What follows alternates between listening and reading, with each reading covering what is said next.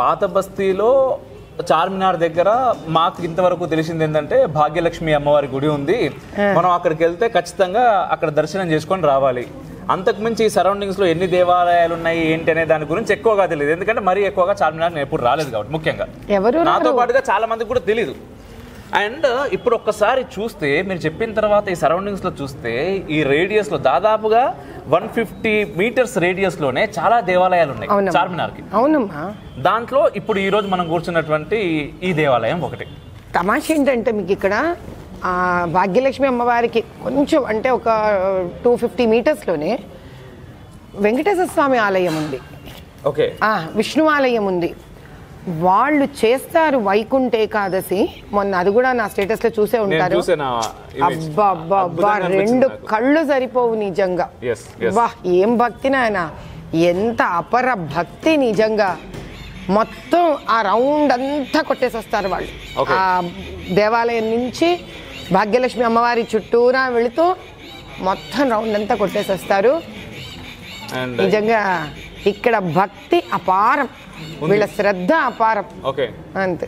But ఏంటంటే day by day బయట నుంచి మేము చూస్తున్నప్పుడు పాత బస్తీ అని కానీ చార్మినార్ అని కానీ కేవలం ఒక కమ్యూనిటీకి సంబంధించింది, మనకు సంబంధించింది కాదేమో అనేటటువంటి ఒక ఆలోచన నార్మల్ ఎవరికైనా ఈ రోజుల్లో. ఎందుకని కేవలం 400 సంవత్సరాల పూర్వం ఉన్న ఒక చార్మినార్ ని పట్టుకొని వేలాడుతున్నాం కాబట్టి. అంతకన్నా పూర్వము పురాతనమైన దేవాలయాలు 500, 600, 700 సంవత్సరాల పురాతన దేవాలయాలు కూడా ఈ మొత్తం పాత బస్తీలో ఉన్నాయి. వాటిని వెలిక తీసి ఈ పాత బస్తీ చరిత్ర 400 సంవత్సరాలే కాదయ్యా, as per tourism and religious tourism కూడా మీకు ఇది ఒక 700 సంవత్సరాలుగా నుంచి. అసలు మీరు ఈసారి ఎప్పుడైనా వెళ్ళండి, నరసింహస్వామి దేవాలయం ఉంది, చోళులు పల్లవులు కట్టించిన టైం. అబ్బో అసలు వెరీ పవర్ఫుల్ టెంపుల్. ఆయన చేతిలో దండం కూడా ఉంటుంది. మన మోదీ గారు పెట్టారు చూడు ఈసారి పార్లమెంట్ లో, అలా ఉంటుంది చక్కగా, దాంతో దెబ్బ కూడా వేస్తారు. అద్భుతం దేవాలయాలు. ఈ దేవాలయం గురించి ఏం చెప్తారు? ఇక్కడికి వచ్చినప్పుడు కూడా అంటే దీని గురించి మేము తెలుసుకున్నప్పుడు కూడా పక్కన ఉన్న వాళ్ళకి ఎవరికి దాదాపుగా తెలియదు అని అన్నారు.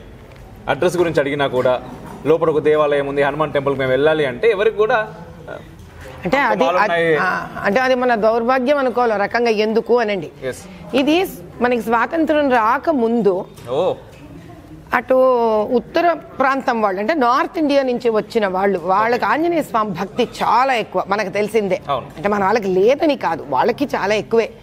వాళ్ళందరూ ఒక 2-3 కుటుంబాలు కలిసి ట్రస్ట్ కింద ఫామ్ అయ్యి ఇక్కడ స్వాతంత్రానికి ముందే ఈ బిల్డింగ్ ని ఏర్పరిచి దీనికి మహావీర్ దల్ అని పేరు పెట్టి ఇక్కడ ఆంజనేయ స్వామి లాంటి వానర భక్తులను తయారు చేసిన స్థానం ఇది. ఇక్కడ వాళ్ళు ఒక చిన్న వాళ్ళు ఏది కట్టినా కూడా సత్సంగుల కోసం కట్టారు దీన్ని, కేవలం సత్సంగం కోసం. చాలా ఇప్పటి బిల్డింగ్ కాదు ఇది, కాదు కన్స్ట్రక్షన్ ఒకసారి చూసినా కూడా చాలా డిఫరెంట్ గా ఎంతో మంది వచ్చి స్టే చేయొచ్చు ఇక్కడే. అలా ఉంది, అలా వసతి కోసం తయారు చేసి దీన్ని ఆంజనేయ స్వామిది ఒక చిన్న దేవాలయం పెట్టుకొని వాళ్ళు ఇక్కడ హనుమాన్ చాలీసాలు చేసుకుంటూ ఇక్కడ ప్రతి రోజు, అప్పటి కాలంలో ప్రతిరోజు సత్సంగాలు, ఇప్పుడు చిక్కి శల్యం అయ్యి ప్రతి ఆదివారం సత్సంగాలు జరుగుతోంది ఇక్కడ. ఇప్పటికీ జరుగుతుంది. పాపం దాన్ని పోషిస్తున్నారు. ఎక్కడెక్కడి నుంచో ఒక 5 మందో 10 మందో ఆనవాయితీని పోగొట్టకూడదని ప్రతి ఆదివారం వచ్చి వాళ్ళు సత్సంగాలు చేసుకొని వెళుతున్నారు. నాకు తెలిసిన విషయం ఏంటంటే ఈ 2 రోజులు అంటే నిన్న నేను వచ్చి ఇక్కడ చూసినప్పుడు కూడా వీటన్నిటికీ కలర్స్ కొత్త చేయి పెడితే కలర్ చేయి కంటుకుంటుంది. ఎందుకంటే మనము చేస్తున్న ధార్మిక కార్యక్రమాలకి అంటే లతామా ఫౌండేషన్ లోపాముద్ర చారిటబుల్ ట్రస్ట్ నుంచి చేస్తున్న ధార్మిక కార్యక్రమాలకి మనం ఇక్కడ ప్రాంతం వాళ్ళని మనం బతిమలాడడం జరిగింది. అందులో పాపం ఒక స్త్రీమూర్తి ఉన్నారు, ఆవిడ పేరు అంటే అయ్యా మాకు ఇక్కడ ఏదైనా ఒక స్థానం ఇవ్వండి, ఇలా ప్రతి కాన్స్టిట్యుయెన్సీలో భాగ్యనగర్లో ఉన్న కాన్స్టిట్యుయెన్సీలో ఇస్తే అక్కడి నుంచి సనాతన ధర్మము హైందవ ధర్మాన్ని ప్రతిష్టాపన చేస్తూ అక్కడి నుంచి దాన్ని పెంపొందిద్దామని నా బాధ, నా ఆనందం, నా చాదస్తం. 3 ఈ కార్యక్రమంలో మన 45 రోజులు యాగం చేశాం కదా ఇక్కడ సీతారాంబాగ్. అక్కడ డాక్టర్ సరిత అగర్వాల్ అని అగర్వాల్ కాలేజెస్ పెద్ద మనిషి మనకి పరిచయం అయ్యారు. ఆవిడని అడిగితే ఆవిడ ఏం చేశారు, తన తెలిసిన పరిచయాలలో మహేష్ గారు అని ఒకరు ఉన్నారు, ధార్మికమైన వ్యక్తి, ఈ ట్రస్ట్కి ప్రస్తుతం ఒక పెద్ద మనిషి వారు. అడిగితే ఆవిడ ద్వారా అతనితో మనం మాట్లాడుకుంటే వాళ్ళు పాపం మనకి ట్రస్ట్ కొంతకాలానికి ఈ స్థానం కొంతకాలంగా ధార్మిక కార్యక్రమాల్ని చేయడానికి ఇచ్చారు వాళ్ళు, ఇక్కడి నుంచి హైందవత్వాన్ని మనం పెంపొందించడానికి. అప్పుడు వచ్చి చూసినప్పుడు చాలా మనసుకు బాధ కలిగే పరిస్థితిలో ఉండింది అది. ఎందుకంటే ఎవరైనా కూడా వచ్చి ధార్మికంగా వాడుతున్న వాళ్ళు దీనికి ఒక పోషణ ఇవ్వాలి.